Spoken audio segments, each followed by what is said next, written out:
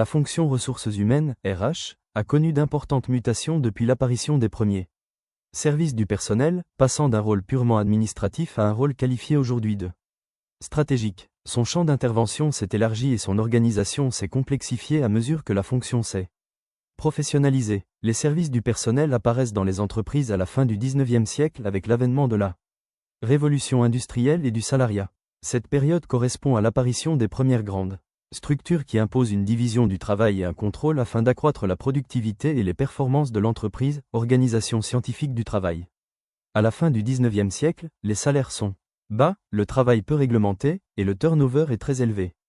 C'est dans ce contexte que la fonction personnelle va émerger, devenant progressivement, surtout à partir de la Première Guerre mondiale, une fonction à part entière de l'entreprise, avec la définition de domaines d'intervention spécifiques.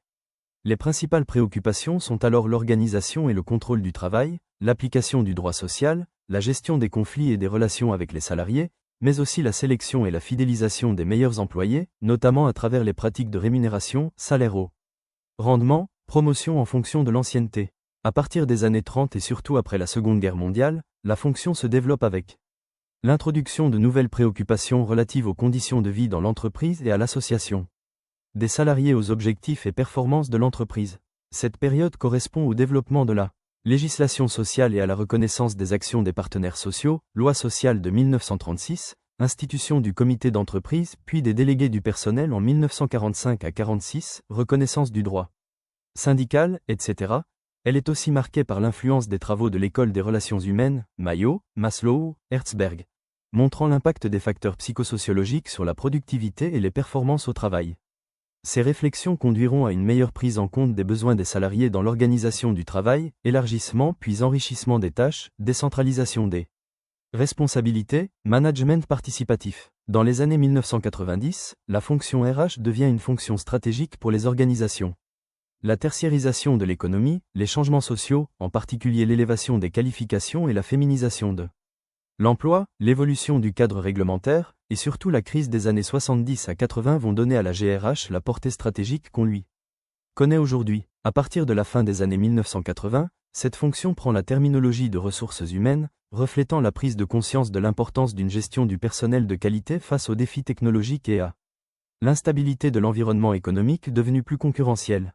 Elle est considérée comme un facteur de compétitivité, avec une reconnaissance des professionnels de la GRH et un directeur des ressources humaines. DRH, associé au comité de direction.